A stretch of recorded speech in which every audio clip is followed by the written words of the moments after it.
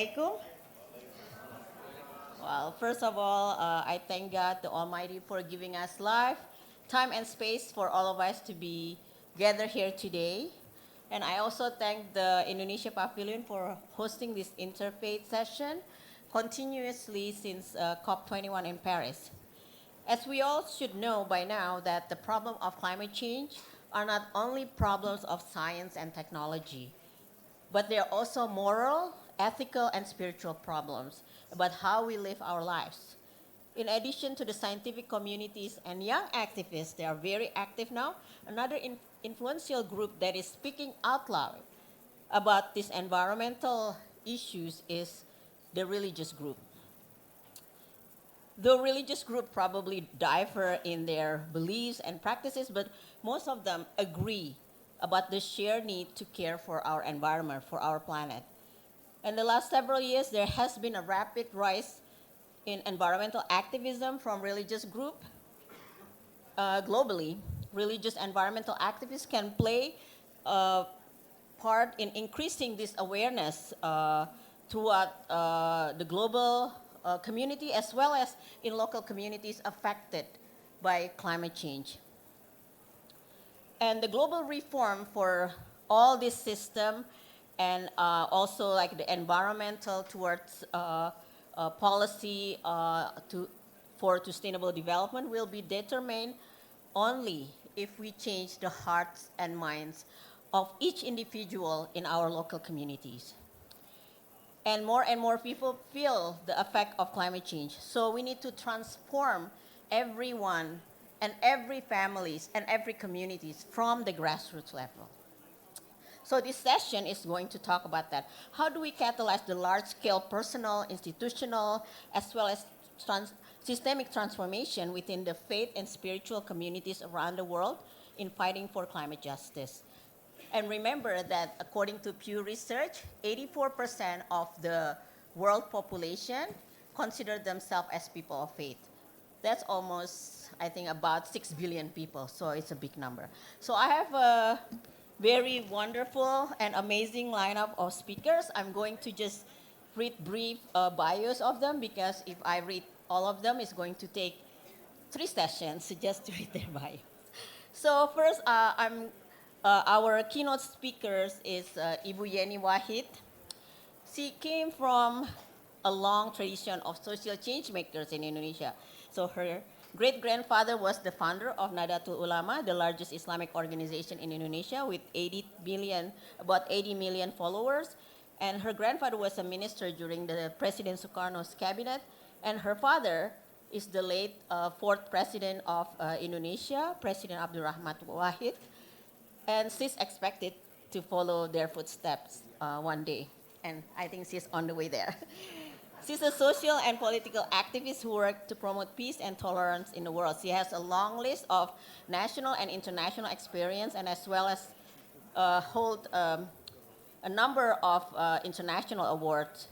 This Harvard graduate currently focuses her work on the grassroots level to empower the marginalized women through the Wahid Foundation. And one of the key programs is the Peace Village Initiatives, a joint program with the UN Women which aims to create social cohesion in society. And last but not the least, she's a mother of 3 daughters. So, beside all of wonderful work she does, she's also a mother. And next to her is Reverend Leo Woodbury, who was born and raised in New York City and started organizing in his early age. He became involved in environmental work in the mid-90s in South Carolina in the United States in the Department of Health and Environmental Control around the issue of mercury emission. In 1994, he joined the newly formed African American Environmental Justice Action Network, which was instrumental in uniting people of color across the United States in influencing foundation to support community of color across the United States. Who are disproportionately impacted by environmental hazards. Reverend Woodbury has worked in the areas of water, air, renewable energy with a host of prominent organizations such as Southern Organizing Committee, the Deep South Center for Environmental Justice, the EPA, Environmental Protection Agency, National Environmental Justice Advisory Council, Sierra Club, and many others. In 2001, Reverend Woodbury attended the United Nations Conference on Racism and Xenophobia and contributed to the environmental statement added to the United Nations Declaration on Human Rights and subsequently signed by 161 countries. She has been recognized by Southern Carolina State Senate for his years of community service. And my third speaker, Ariane van Andel. She's a Dutch theologian from a Reformed tradition based in Chile. So Ariane just arrived all the way from Chile, and as we know that we're supposed to have this COP in Chile, but now we have to transported her to come here to share her experience. She specialized in ecology and climate and gender justice. She's the coordinator of capacity building in GAMRIP, an NGO that studies and trains about religion and public advocacy in Latin America. She's a teacher of systemic theology and in Comunidad Teológica Evangélica, CTE, in Santiago. And she's a member of the Civil Society of Climate Action in Chile. She's also a coordinator of Interreligious and Spiritual Alliance for the Climate, a network of 50 religious and spiritual organizations in Chile, and also an active member of Green Faith. And again, she's also a mother of two. So beside all her work, she's also a mom. And last but not least, my speakers, as an organizer and facilitator and strategic consultant, also a musician, Kyle Lamley works to catalyze the impact of organizations around the world who works in the intersection of environmental justice, forest restoration, and spiritual ecology. As a climate organizer, Kyle helped mobilize tens of thousands of people as a leader of California Rise for Climate last year, made international headlines as a Sustain Us UN Climate Talks delegate, and currently serve as Director of Distributed Organizing with Green Faith. Kyle was an inaugural Spiritual Ecology Fellow and continues to channel art and spirit into movement work. He also transforms gun into shovels. He will tell us that story as a co-alchemist of Lead to Life and bring harmony to the street as the founder and co-director of the Thrive Choir. Sorry. So, without further ado, I would like to invite first my keynote speaker to the floor, Ibu Yeni Wahid. The floor is yours.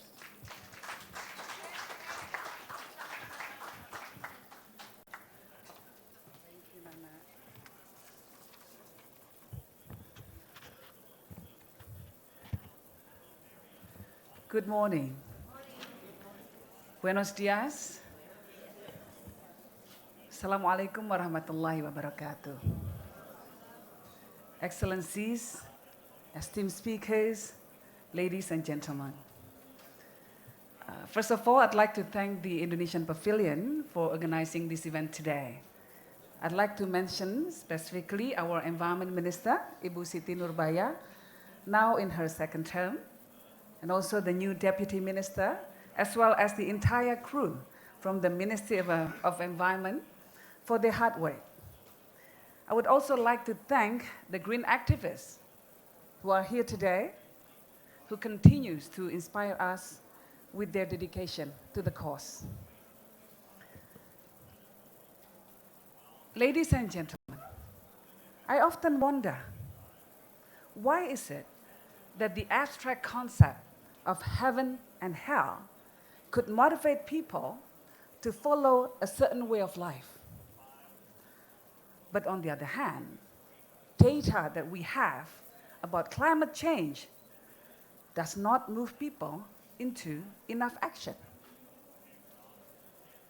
Why is it that we readily believe in something intangible and unseen, but facts, cold, hard facts on climate change, presented by credible scientists, collected through rigorous survey and research, unable to get people to put global warming prevention efforts on their priority list, even though our lives literally depend on it. Religions dictate how we run our lives, from the day we are born to the day we die, from the moment we wake up to the time we go to sleep.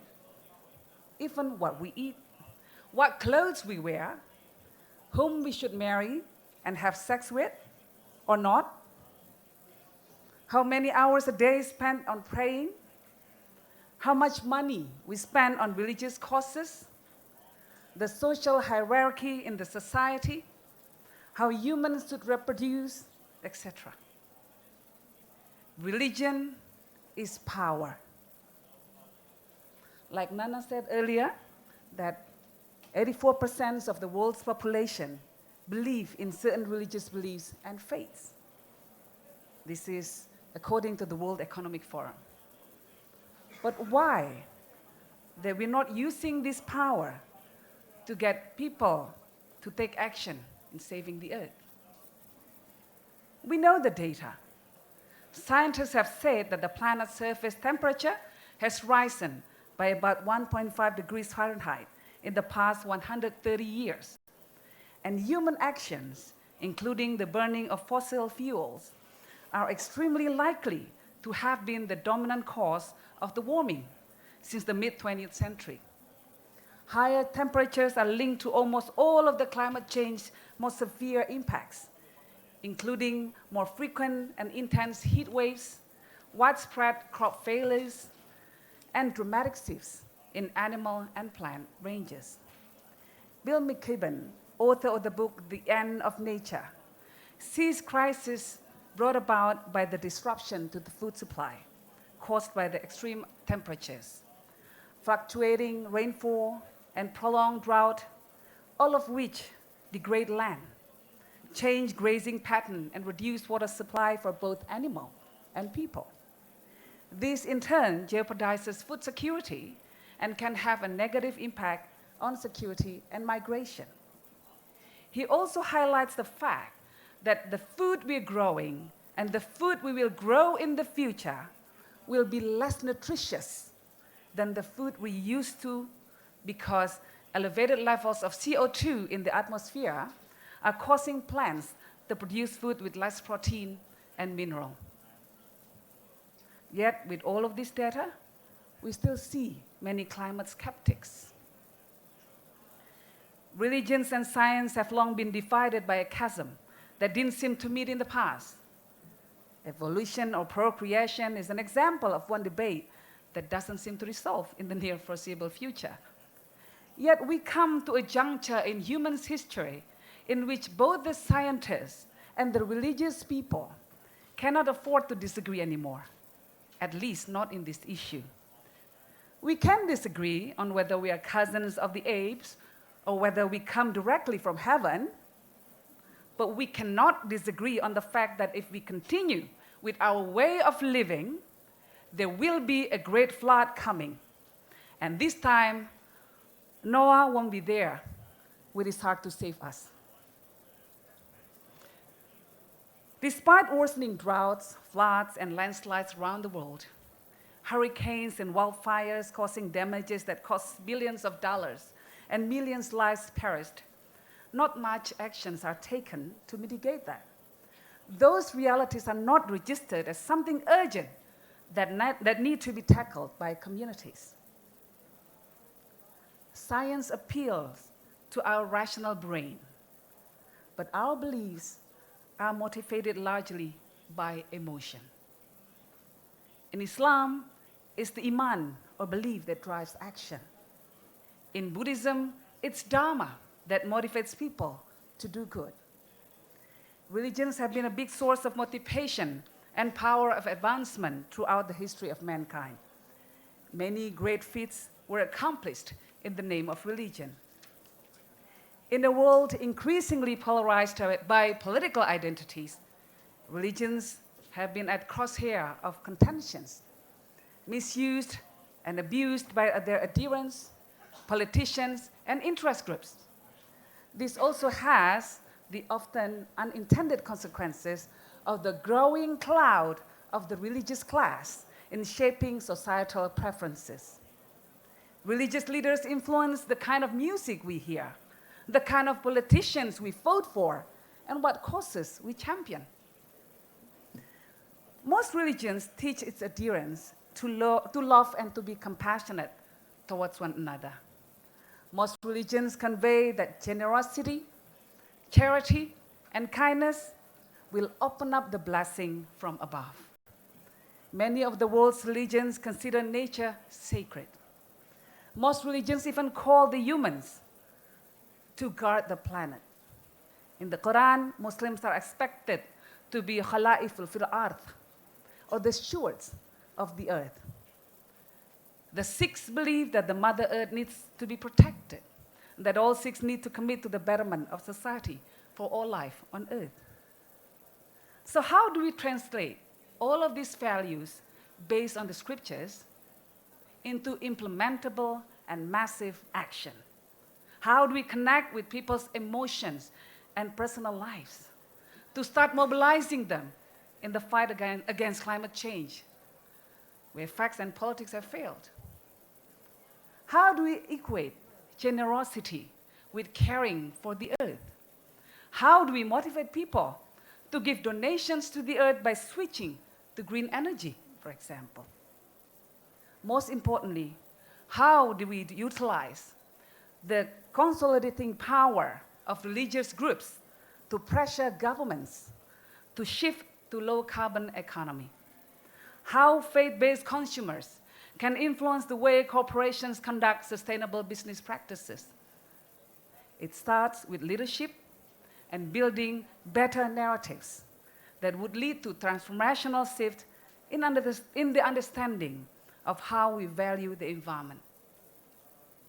In New York in 2014, representatives of religious leaders, I don't know whether Leo is part of the pact, issued a statement to express deep concern for the consequences of climate change on the earth and its people.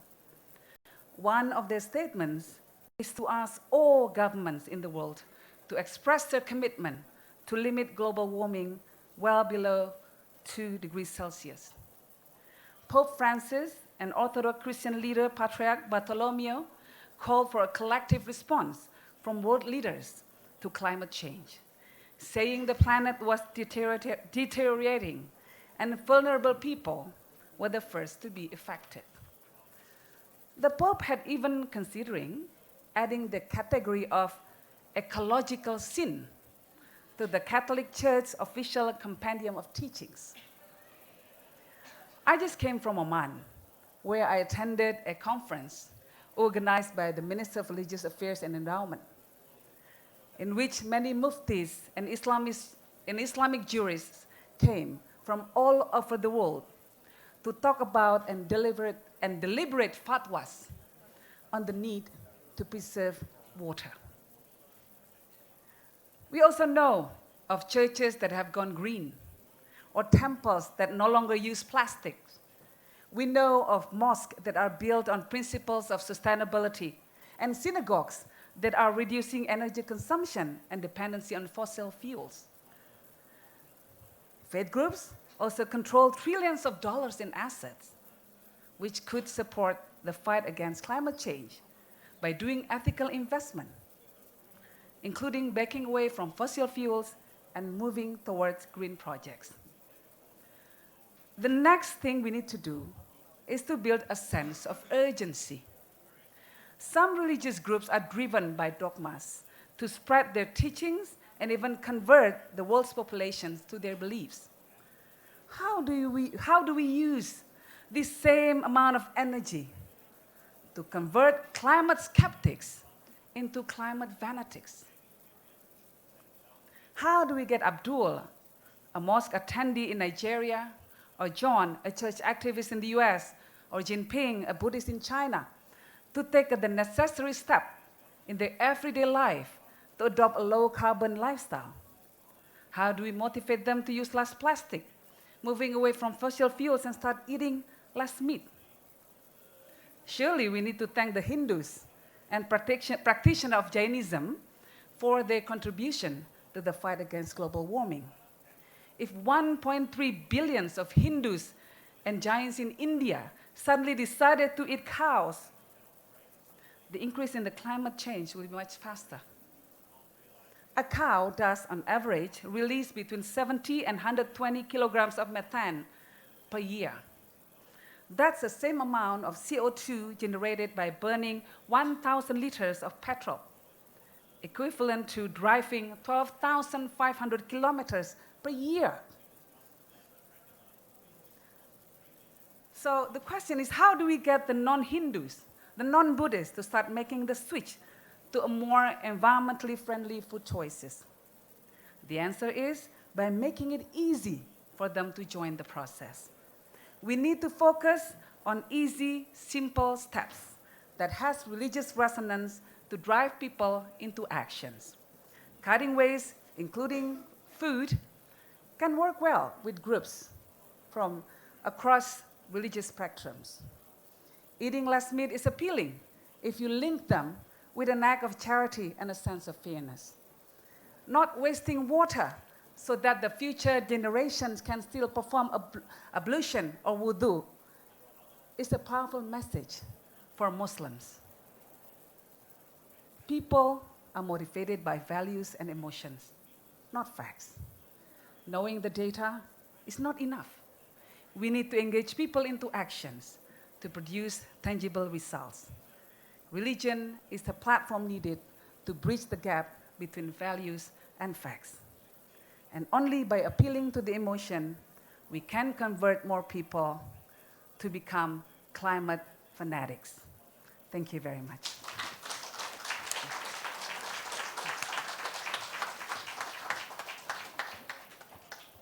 Thank you, Ibu Yeni. Very powerful. So I think this is a good segue to my next speaker because Reverend Woodbury will be speaking about what is the urgency now, why we need to move this all religious community into action. Reverend Woodbury, the floor is yours.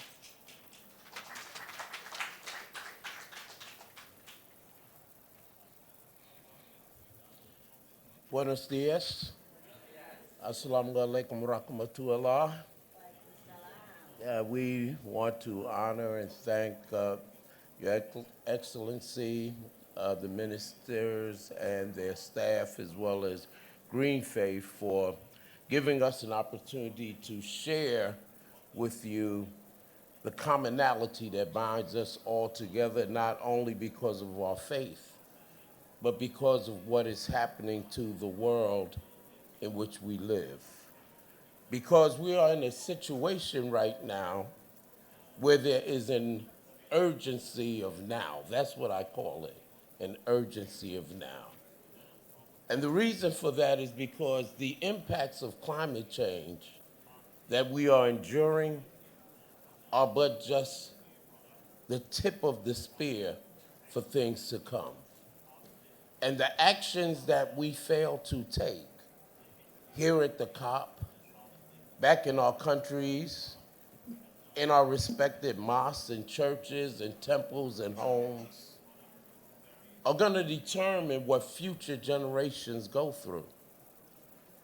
And at some point in time in the future, when we're looking at our children, our grandchildren, and our other descendants, living in a world where they may not have enough water, where they may not have enough to eat, where they're living in a land that is nothing but a desert, or living in a land that is just filled with water, they're going to look back at us and say what we're going through is because we did not want to give up our fossil fuel-driven cars, because we didn't want to turn off our television sets, because we did not want to do what generations before us have done, sacrifice for those who follow us.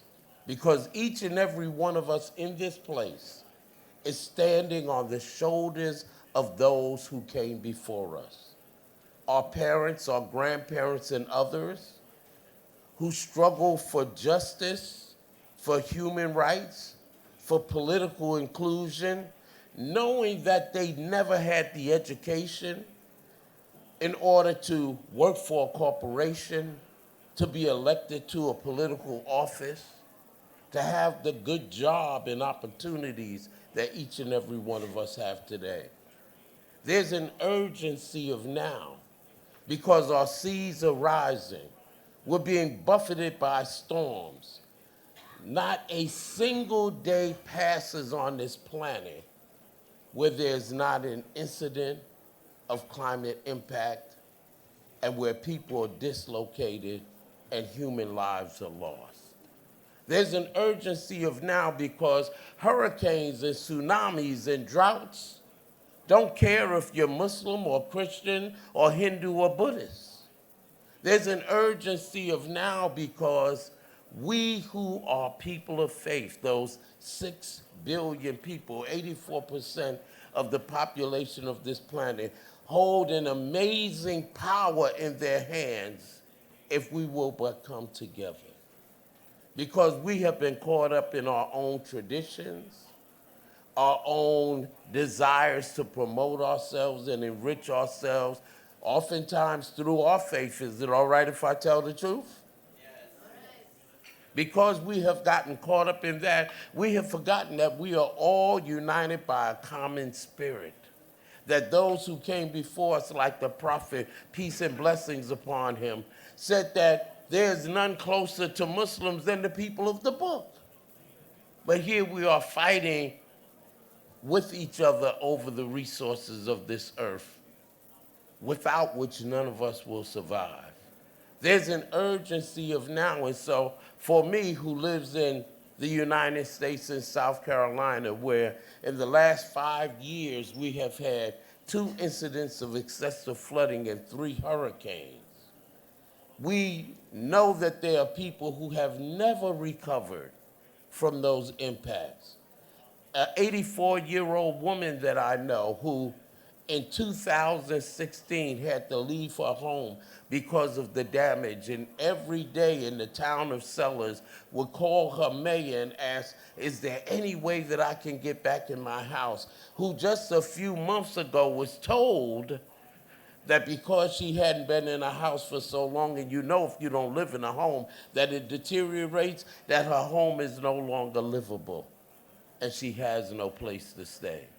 We know that there's an urgency of now because people are dislocated and they're migrating, and the prediction is that by 2050, 143 million people will not have a place to live. There's an urgency of now that calls people of faith to come together because it has been and continues to be people of faith who rise up when wars rage, when plagues and epidemics like the Ebola crisis just comes and wipes out entire families. It is the faith community that has a tradition of caring and loving, and even when we don't see a solution, because in my faith tradition, faith is described as the substance of things hoped for and the evidence of things not seen. And it is we who are people of faith who hear the inaudible, who see the unperceivable, and who touch the intangible. And so we're called to come together because we don't have very much more time. And so some of the work that we have been doing, I and my colleagues, cross borders. Because borders are artificial, aren't they? Borders are something that we created in order to ensure that we preserve and protect our little enclaves. But we've been able to be blessed working with groups like Agricultural Missions Incorporated, which is an 85-year-old organization in the United States, to go to places like Sierra Leone and Liberia and work with 48 villages that had no water at all and be able to put in community wells and community water pumps and to help people who were barely subsisting be able to get seed banks and micro loans. And now that they're able to pay for their children's uniform and for their books, for the first time, many of the children in these villages are able to go to school for the first time. But I'm going to be honest with you. I'm frightened for the future. I'm terrified about what may yet come. Even here at the COP, with the Paris Agreement, one more article, Article 6, about carbon trading and transparency. And we seem to be unable, up until this point, to even come to a unified agreement on that. I'm terrified that all of us can come together and not do the things that we have to do to ensure that life continues to exist on this planet as we know it. That civilization as we know it does not crumble. That we are not pushed back into a brand new dark ages where humanity may not survive and where scientists predict that 1 out of 3 species will become extinct. And so we're calling on the religious community to remember that in each and every one of our spiritual traditions, that we are called to be stewards of the earth, that we are called to love our neighbors as we love ourselves. And even though I am terrified, even though I get frightened, even though I wake up sometimes in the middle of the night after I've seen how islands like Barbuda have been wiped out, I see that islands, people have to leave their islands and their traditions and culture and move to New Zealand. Even though I see my government refusing to respond as they should in places like Puerto Rico, in the deep darkness of my depression, there is a single light that says if we believe in one another, if we believe in something greater than ourselves, then there is a bright future. But there's an urgency of us moving right now. And so, once again, I want to thank you for this opportunity. But more than that, I want to encourage you to do more than mobilize. Because we are experts at mobilizing. It's going on right now all over the world. We can turn out tens of thousands, hundreds of thousands, millions of people to march and demonstrate. But mobilization means absolutely nothing if we don't go back to our homes and our communities and our mosques and our temples and our churches with specific asks and tasks that will make this world a better place. So I encourage you not just to mobilize at the COP, but to go back at home and continue to mobilize, to push our elected officials, to push our imams and our priests and our pastors to do the right thing, because the wrong thing may cause us to lose it all. Thank you so much for this opportunity. Thank you, Reverend, for that powerful words. And as Ibu Yeni mentioned, we have love, compassion for the betterment of society. And how do we translate that into action? And Reverend Woodbury mentioned this is very urgent. We don't have much time. So I would like to invite my colleague here who come all the way from Chile, Ariane, to share what has been done in Chile.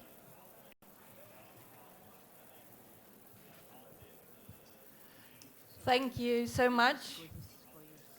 Okay, thank you. Thanks to the Indonesian Pavilion for hosting this event and for Green Faith for the invitation. If everything had gone according to plan, I representing the Interreligious and Spiritual Alliance for Climate in Chile, had received you these days in a large ongoing 12-day celebration for the climate in a tent in Santiago de Chile. You would have been accompanied by these people on the photo. So I bring you their greetings here in Madrid. They are here present in spirit. These are some pictures of what they've been doing these days.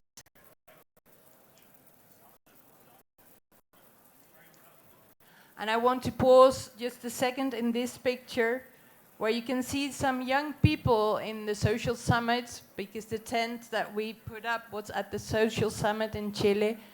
These young people were blindfolded because they were protesting against the brutal repression that was done in Pacific manifestations in Chile, where mostly young students, about 240, mostly young people, lost one or their two eyes, some of them, because they were shot into the face. I want to have them here present too in solidarity.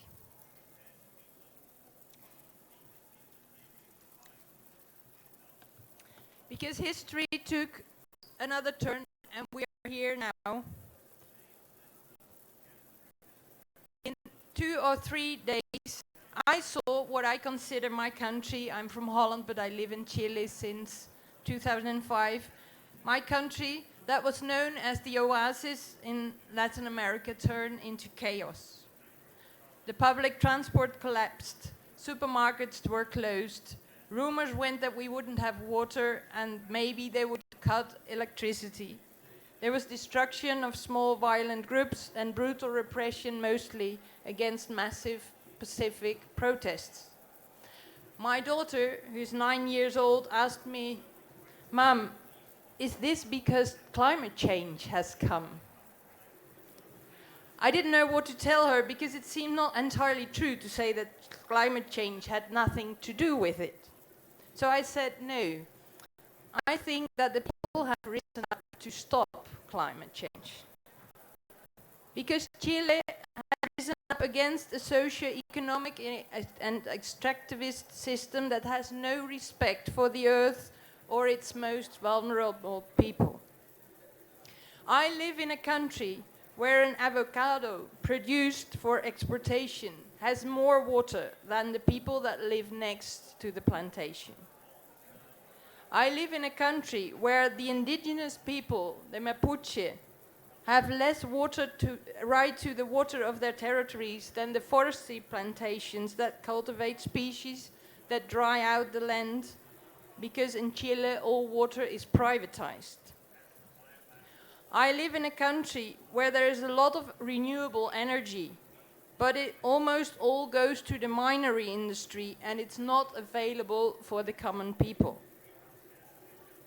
I live in a country where there are 6 so-called sacrifice zones. In one of them, the schools this year were closed some weeks earlier due to high contamination by the carbon plants and other industries that caused serious health problems, especially in children. The Chilean government that's hosting this event again decided to close the schools and not the 2 obsolete 40-year-old carbon plants. In the protests of Chile, the people shout out, "Chile woke up." On one of the many walls that speak with graffiti now, it said, "We were doing well, but that was a lie. Now we're doing badly, but it's the truth." Chile woke up from the idea that we can do apparently well in this world while there are people with no access to water, to land, or to clean air. Where people and continents are being sacrificed in the name of development and economic growth. Climate justice is not possible without social justice. And it's that waking up that we also need in the face of climate change. We have to admit that we are doing very badly, and we have to look that truth into the eye. Because the heating of the planet will only make the chaos bigger. In that sense, my daughter was right about sort of connecting the chaos that was happening with climate change. Because climate change is bringing and will bring the same kind of things. Lack of water, electricity, destruction of food resources. And we experience something of what that means in terms of fear, panic, and surging violence. The political theorist Gramsci said once that when the old world is dying and the new world struggles to be born, that's the time for monsters. We live in such a time in between, and that means that climate change is not just a socio-economic phenomenon or a technological or scientific problem to be solved. The top environmental problems, said Gus Spade, an environmental lawyer a few years ago, are selfishness, greed, and apathy. And scientists don't know what to do about that. We need a cultural and spiritual transformation.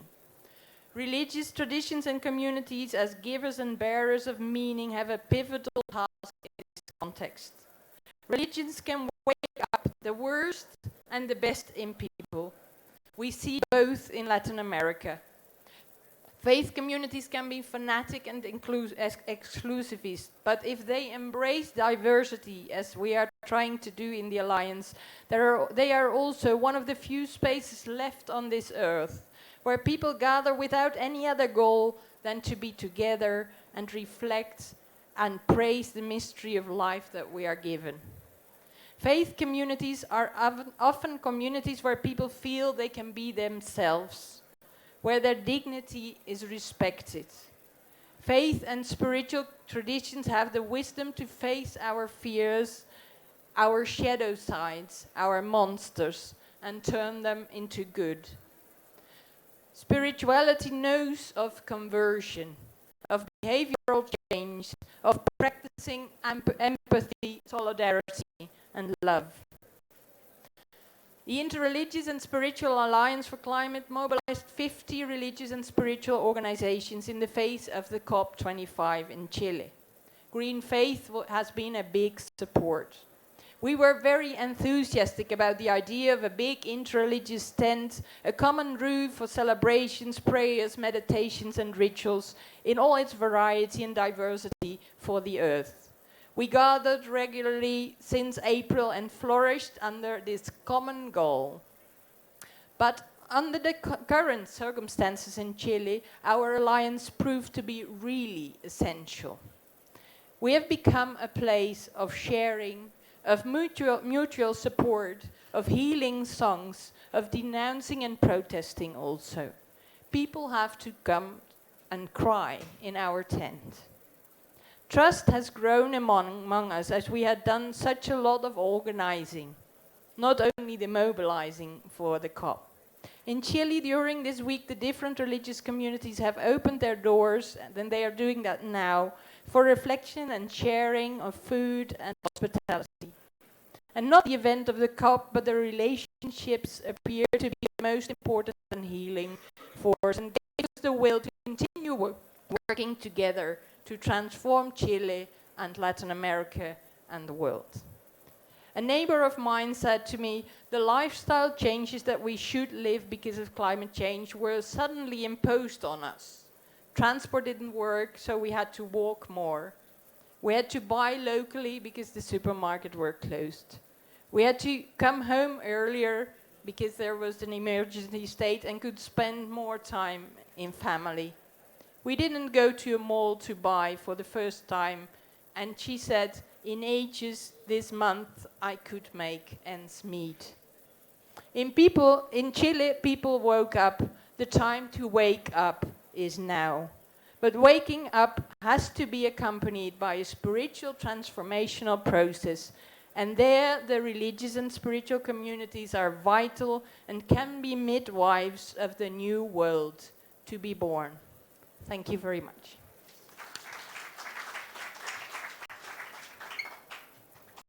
Thank you, Ariane, for sharing that experience in Chile, where the interreligious group is actually originally the idea was gathering to prepare for COP, but the storylines happened to be something else happened, and then they're still together.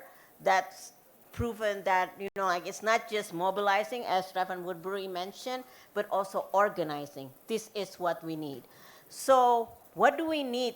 What kind of strategy that we need to organize our faith communities, religious groups onto taking climate action together? I would like to invite Kyle to share that. What do we need to do so then we are all equipped and then go back to our homes and our house of worship and our communities and ready to take action? Take it away.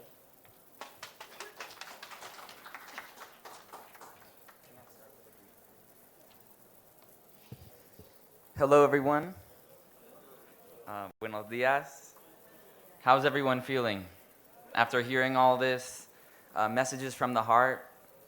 It's something different than we've been hearing out in the halls of the plenary and everything, no?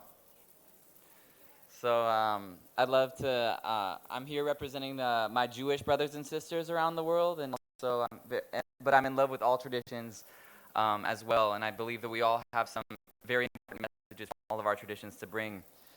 If I may just start us with a prayer, a little song from my tradition. It's Olam Hesed Yibane, which means we will heal this world with love. And I hope you can just let the words wash over you, and we can drop into just a space together in this moment and stop talking just for 1 minute about the intellect, but just feel our love in our heart. Olam Hesed Yibane, Yadadai, Yadadai, Olam Hesed Yibane, Yadadai, Yadadai. We will heal the world with love, Yadadai, Yadadai. We will heal the world with love, Yadadai, Yadadai.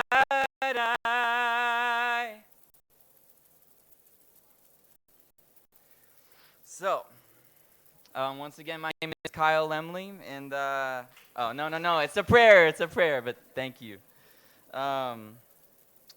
So it's time. So I'm here to talk about strategy. We've talked a lot about the power of religious environmental movement, and now it's time, okay, what are we going to do about it? When we go home to our communities, how are we going to leverage this power and potential to actually shift our culture around the world? Just a little bit more about me. I came here my first COP was in Bonn 2 years ago with the U.S. youth delegation, so I'm also here representing the youth from around the world and the urgency that we feel as the inheritors of this crisis. And this was just some images of us standing up to the Trump administration and the fossil fuel people that they brought to Bonn back then. And we used the spiritual technology of singing to make our statement heard at that moment. And I have a choir back at home. It's an interfaith social justice choir called the Thrive Choir, and we sing in the streets in support of climate justice. And this is just another project I'm involved in as a spiritual ecology fellow. These shovels were made from guns, and we melt down guns together and make shovels to plant trees at sites that have been impacted by gun violence and environmental racism in the U.S. So, you know, it's a big challenge to mobilize religious communities on this issue. Why are we not already at the forefront? Why are we not already leading this movement? The civil rights movement in the U.S. was led by people of faith, and Dr. King was a preacher.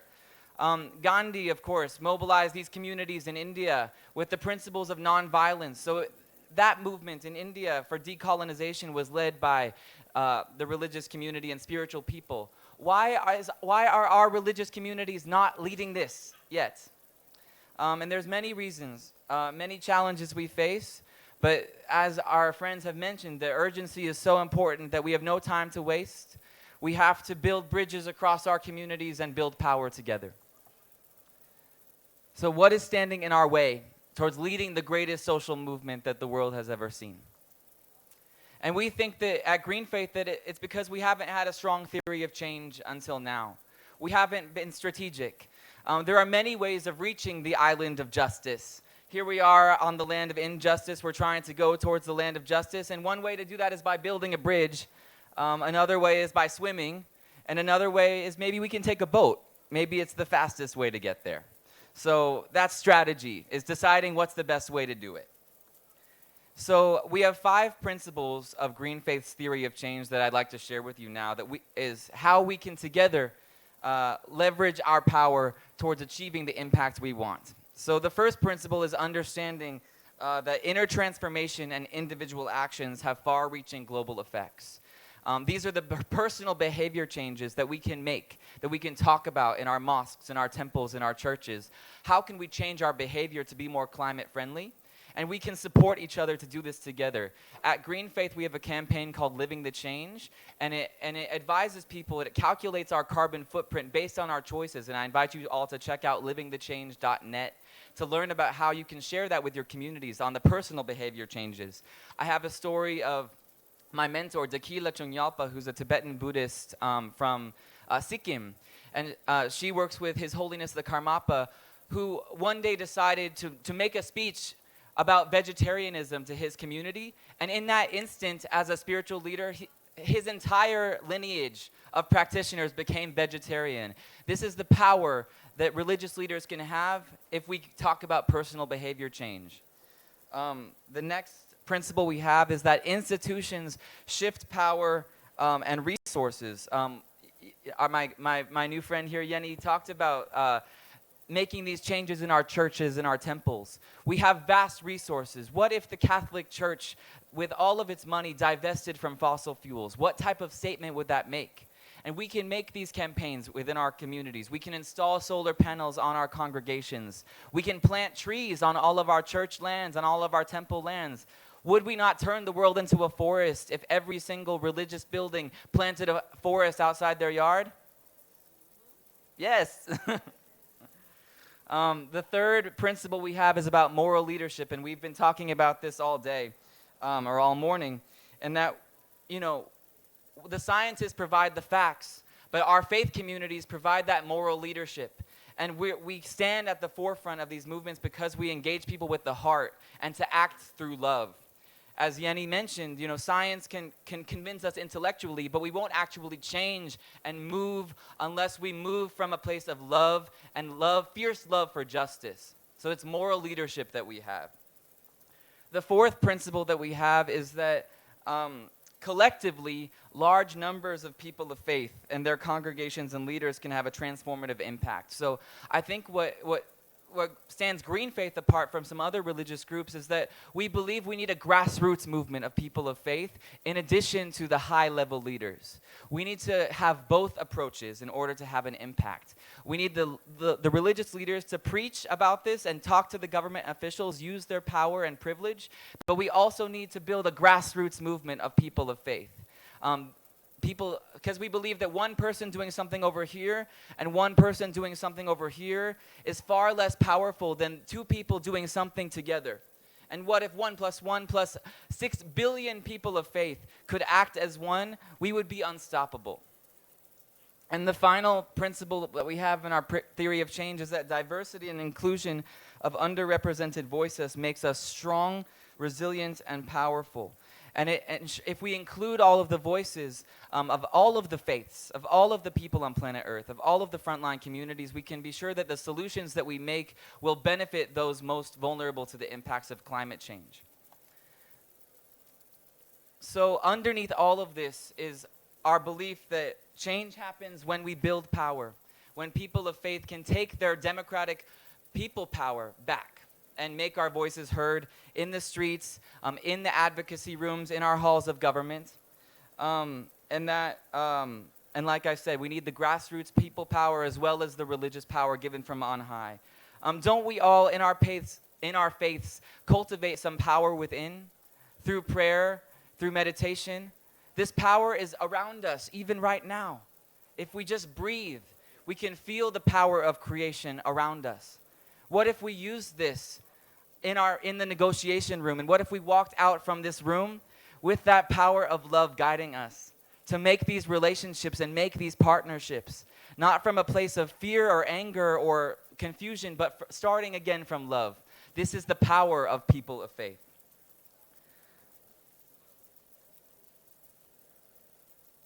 So at Green Faith, moving from our theory of change, we have three key interrelated strategies.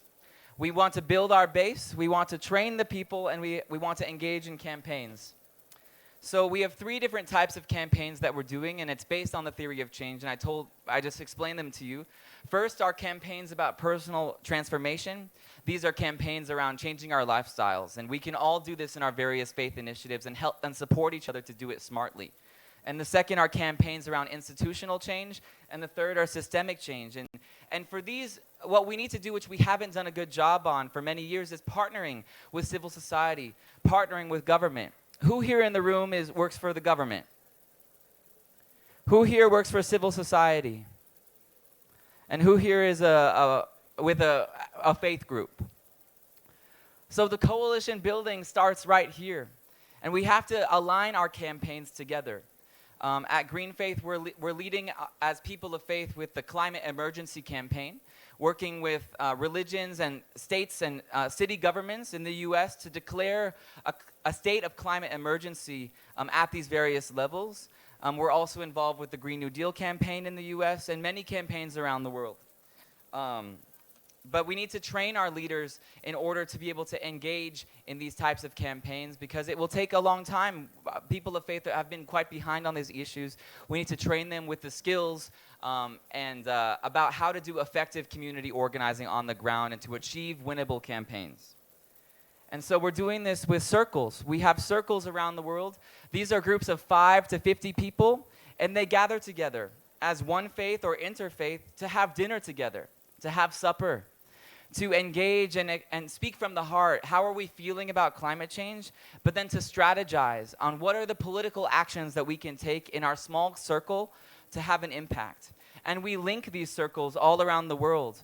There are hundreds of circles forming in many different countries. People have reached out to us because they know they want to do interfaith organizing for the climate, but they don't know how, or they've been slow and they need resources and training. And so we're working with partners around the world who want to do interfaith organizing. Does anybody else want to do interfaith organizing in this room? So let's talk after this, and I'm sure many of us would just love to stay and chat after, so please stick around about how we can build the movement together, and how we can do some trainings in your countries and just work together, build partnerships and bridges to respond to the fierce urgency of now. And it's a long road to justice. There will be many campaigns that rise and fall in the ocean, but the most important thing we need to do now is build the boat and invite people onto the boat.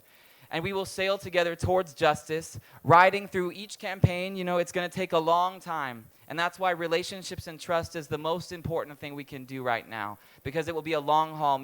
Even after those of us here are gone, we will still be fighting this fight. And we'll do that together through love. And these are just some pictures of what we've organized at the Rise for Climate March. We had 3,000 people of faith marching in the streets together from all different traditions in San Francisco in 2018. And we had, it was just so beautiful. We were singing, we made art together. We were praying in the streets, thousands of people. And these were just some of the climate strikes that we helped organize in September, just a couple months ago, from New York to Kenya to Indonesia. So that's it, and just really appreciate the invitation to be here. It's an honor to be here with you all. Thank you so much. Thank you, Kyle. And so, is everybody ready to do your organizing? So, if you like to learn more, I know like Kyle gave a little bit like a teaser of like what do we need to organize our faith communities and our groups and or even like with our neighbors.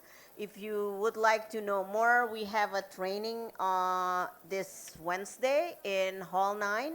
So we have some flyers that we can share with the rest of you afterwards.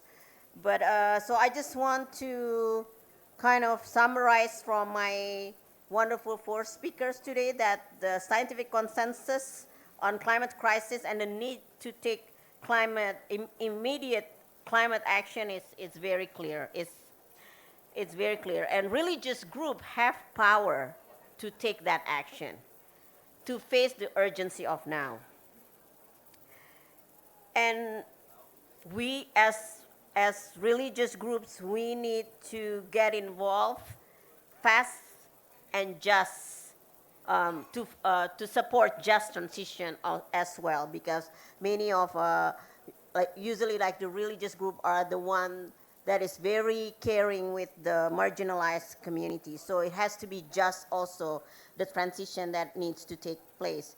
And we need to translate the scientific and policy language into our religious audience. So with that, I would like to invite if there is any questions from the audience at this moment. You have question? Okay. Oh, do we have microphone? Yes, yeah. Please state your name and where you're from, and if you want to pose the question to a specific speaker. Thank you. Assalamualaikum. My name is Brenda, and I'm from Singapore Buddhist City Foundation. And actually, I'm very inspired by this talk because in our organization, we work with Indonesia as well, especially in terms with Sina Mas Group. I just want you heard before Sina Mas Group and Natato Ulama. Yeah, so we have actually signed a MOU with Natato Ulama, with our Buddhist organization, to support two programs. One program is that shall we use lesser plastic bottles? Because in Indonesia also there's a lot of problems such as plastic bottles, such as like Coca-Cola bottles, 7-Up bottles, but we can turn these plastic bottles into a pen, a single pen, whereby we can give a second life for the plastics. So I just wondered that since this opportunity together, we can have a talk more about that. And secondly is that how can we faith group, we introduce like a meatless diet once a week or meatless diet once a day, so that in COP 2020, in the COP 26 in 2020, we as a faith, regardless, together with Indonesia, Green Faith, or even Brahma Kumaris or any group that we know, we can have a side event together to tell the government that how much effort we faith leaders and representatives has taken place to help to reduce the CO2 emission and greenhouse effect. That's my questions. Thank you. Anybody would like to address that?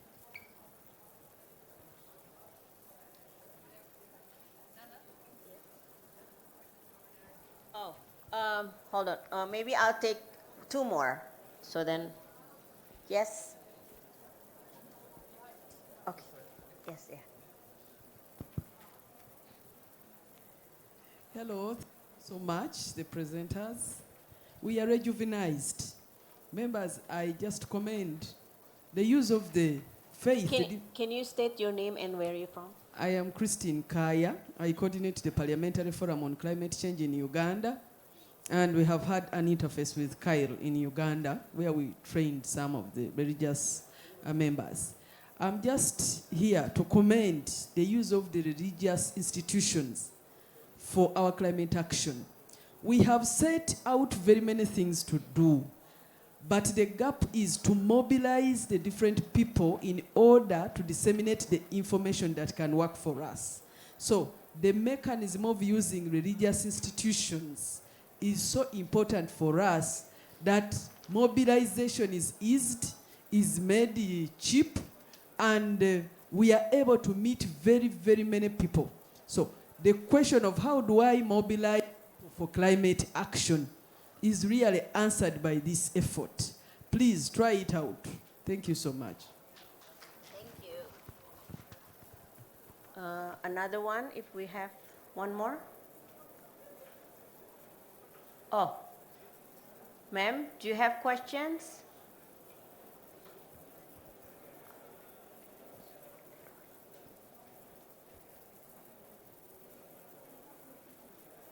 Oh, no.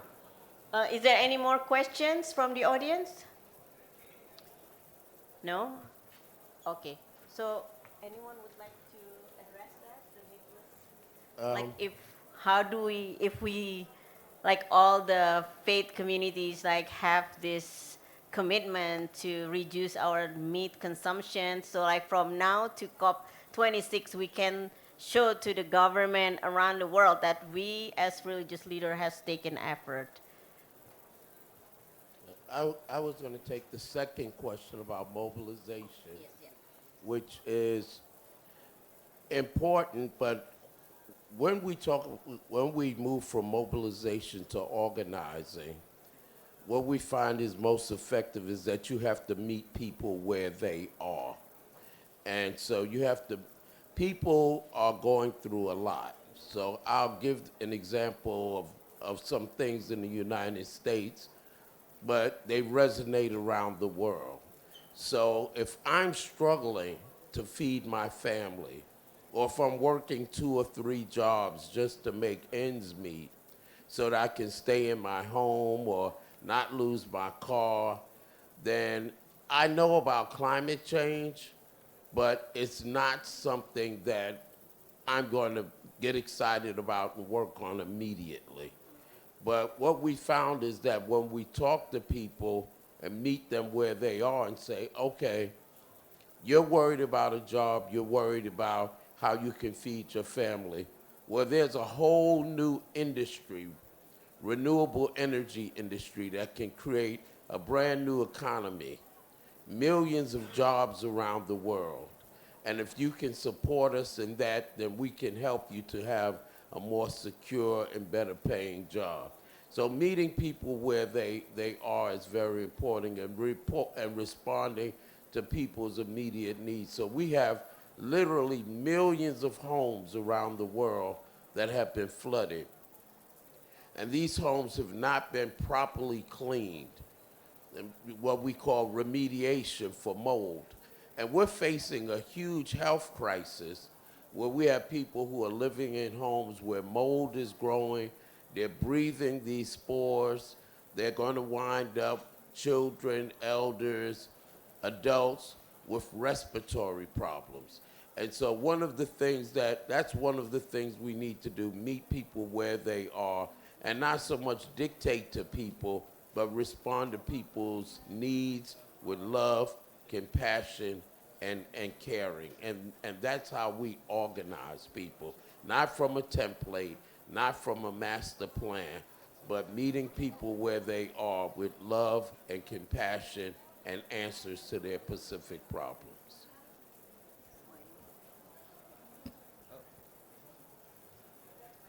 All right.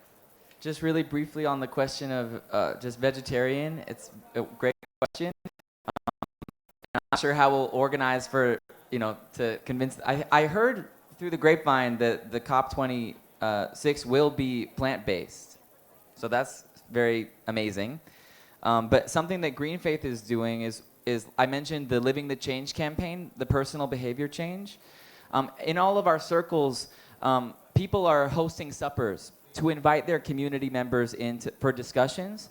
And we have a cookbook, a little book of recipes on how to make some vegetarian things. So that many people are skeptical of how do I cook this way, but if we can model it for our friends and neighbors, they can know actually how delicious it is. So it really starts on the ground with these small dinners, and by feeding people, I think this is an amazing technique that can spread far and wide. So yeah, if you want to learn more about that, you can come talk to us.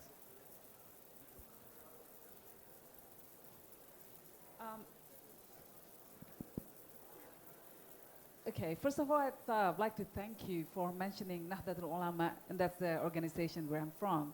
And I'm glad that you have worked together with us, and thank you very much for your efforts to include us in the project. And I think this is an example of how we could start to mobilize people in a better way. In my opinion, most people are ignorant about many things in life. They're busy with their lives, they're busy just, just trying to make ends meet with their everyday lives. They're not aware of all these threats facing us and facing the planet. So you need to educate them. You cannot just leave it to the leaders. You need to engage each one of the people and try to get them to sign up to the efforts. But starting where? So you need to be strategic also in your approach. So signing up or getting religious-based organizations is a good way to start, a good place to start. And I see that as a very strategic partnership because you've got there a grassroots organizations, millions of followers. You've got the corporations in Armas also, and you've got an NGO, you yourself from Singapore, so international corporations there. So you need to add one or two more players, stakeholders into the fray, and you've got a very good model for corporations. With this, if you got the magic is in the numbers. If you got millions of people, if you can claim that you're backed up by millions of people, as in the case of Nahdlatul Ulama, then you've got the government's ears. So how do you strategically target specific groups to sign up to your cause? How do you get them, how do you get the leaderships to agree to what you've got to say to your cause? And I think this is a challenge that we all face, but once you get them to agree to that, I think you have a very powerful movement in your hand. So, thank you. Thank you for the answer. So I just want to give a snippet from my own experience. So, so recently my sister had a baby girl. So I went back to Indonesia, and like in the Islamic tradition, we have akikah, which is like when the baby is born, like like a blessing. So in the akikah, when we had the gathering, is all like women gathering.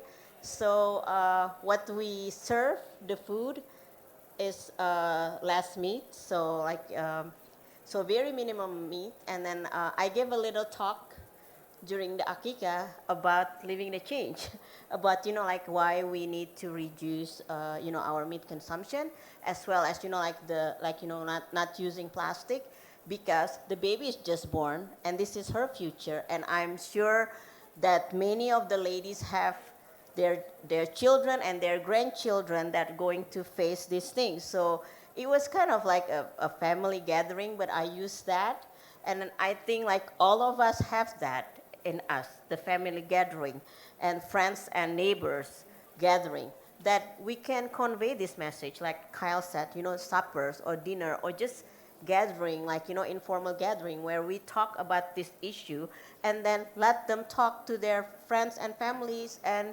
neighbors as well. So it's like we are spreading these messages from the grassroots, and then we start building relationship to each other, because a lot of anxiety also being felt right now by a lot of people. Like Yeni said, like, most people don't know because they're so busy with life, but they feel that there's some anxiety out there.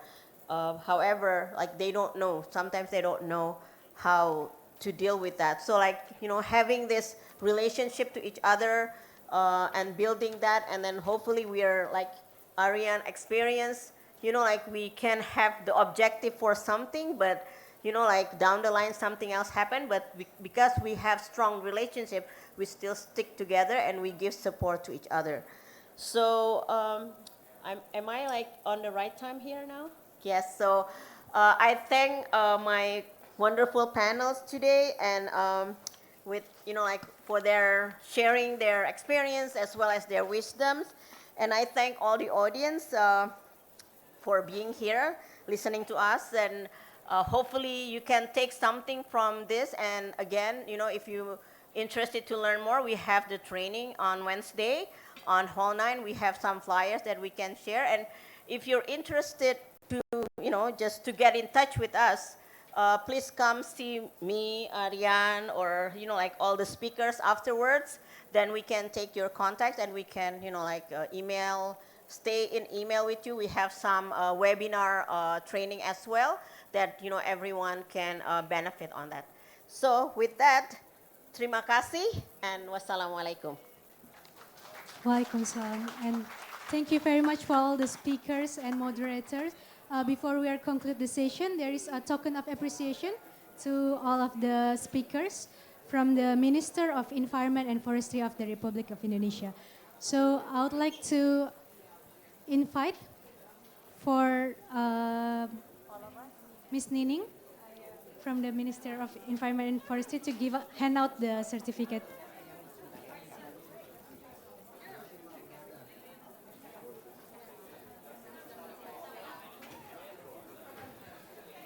To all the speakers, please gather around in the center of the stage because we are going to have a photo session afterwards.